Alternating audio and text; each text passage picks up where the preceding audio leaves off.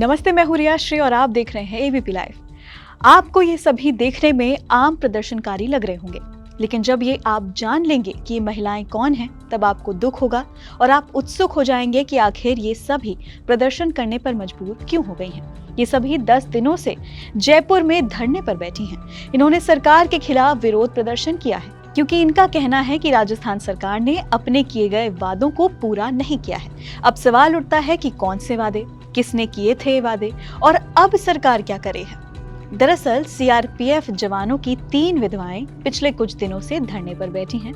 साल 2019 में पुलवामा हमले में अपने पतियों के निधन के बाद राजस्थान सरकार से खुद का जीवन समाप्त करने की अनुमति मांग रही हैं। बता दें कि इस आतंकी हमले में 40 जवानों की जान चली गई थी। विधवाओं ने कहा है कि उनके पतियों को आतंकवादियों द्वारा मारे जाने के बाद उन्हें मुआवजा, सरकारी नौकरी और अन्य सुविधाओं का वादा किया गया था, जो अभी तक पूरा नहीं किया गया है। पुलवामा हमले में शहीद हुए रोहिताश लांबा की पत्नी मंजू, जीत राम की पत्नी सुंदरी और हेमराज की पत्नी मधु देवी पिछले 3 दिनों से कांग्रेस नेता सचिन पायलट के घर के बाहर बैठी हुई हैं। प्रदर्शन हालांकि 10 दिनों से चल रहा है, लेकिन मांग मनवाने के लिए ये सचिन पायलट के घर के बाहर 3 दिन पहले बैठ गई। इस दौरान मंजू ने कहा कि राजस्थान सरकार के कई मंत्री मेरे पति के अंतिम संस्कार के लिए हमारे गाँव गोविंदपुरा बसरी आए थे।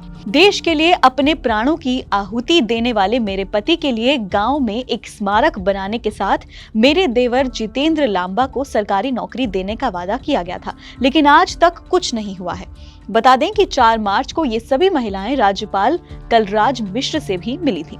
इस दौरान उन्होंने उनसे इच्छा मृत्यु की अनुमति मांगी थी। शहीद हेमराज की विधवा मधु ने भी बताया, मुझसे सरकार ने वादा किया था कि सांगोद के अदालत चौराहा पे मेरे पति की एक मूर्ति स्थापित की जाएगी और हमारे गांव के स्कूल का नाम उनके नाम पर रखा जाएगा, लेकिन आज तक ये वादे पूरे नहीं किए गए हैं। ये कोई बड़ी मांग नहीं है।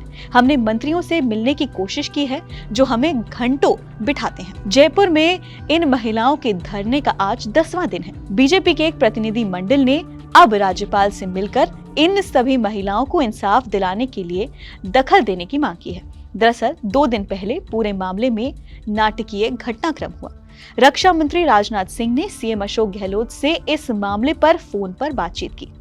इसके बाद सीएम गहलोत ने 2 मंत्रियों को धरना स्थल पर भेज दिया। दोनों मंत्रियों ने प्रदर्शनकारियों से बात की और उनकी सभी मांगे मान ली। लगा कि सब ठीक हो जाएगा, लेकिन कुछ हुआ नहीं। इन महिलाओं से किए गए वादे के बाद देर रात को मुख्यमंत्री अशोक गहलोत अपनी ही सरकार के मंत्रियों के वादे से पलट गए।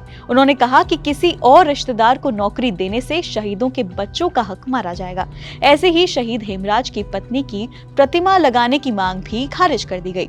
आरोप लगाया कि बीजेपी के नेता राजनीतिक रोटियां सेकने के लिए इन वीरांगनाओं का इस्तेमाल कर रहे हैं। दरअसल सीएम गहलोत के निशाने पर विपक्ष के नाम पर सचिन पायलट थे। सचिन पायलट ने ही सोमवार रात को पत्र लिखकर मांग की थी कि सभी विधवाओं की मांगे पूरी की जाएं और उनके साथ हुई बदसलूकी के मामले में भी कार्रवाई की जाए। फिर मांग की कि इस मामले में कार्रवाई के लिए उन्हें सोनिया गांधी से भी मिलवाया जाए। इस सब के बाद राज्यपाल कलराज मिश्र ने भी मुख्यमंत्री को चिट्ठी लिखी है। क्या लिखा है उन्होंने चिट्ठी में, आपको बताते हैं। प्रिय श्री अशोक गहलोत जी, डॉक्टर किरोड़ीलाल मीणा, माननीय राज्यसभा सांसद के साथ श्रीमती मंजू जाट, श्रीमती मधुबाला, श्रीमती सुंदरी देवी और श्रीमती रेणु सिंह, जो कि देश के लिए सर्वोच्च बलिदान करने वाले वीर शहीदों की वीरांगनाएं हैं, उनके द्वारा मेरे समक्ष व्यक्तिगत उपस्थित होकर इच्छा मृत्यु की अनुमति प्रदान करने विषयक पत्र हस्तगत करवाया गया है, जो मूल रूप से संलग्न कर आपके विचारार्थ प्रेषित कर रहा हूँ। देश के लिए सर्वोच्च बलिदान करने वाले वीर सपूतों के परिवार की देखभाल और उनका यथोचित सम्मान राज्य का दायित्व है। अतः इन वीरांगनाओं के अनुरोध पर युक्तियुक्त विचार करते हुए कल्याणकारी राज्य की विचारधारा के अनुरूप कार्यवाही सुनिश्चित की जाए। अतः उक्त के संबंध में मेरी आपसे यह अपेक्षा है कि इस प्रकरण की गंभीरता और विशिष्ट प्रकृति को देखते हुए आपके स्तर से तत्काल सकारात्मक कार्यवाही किए जाने के निर्देश प्रदान किए जाएं।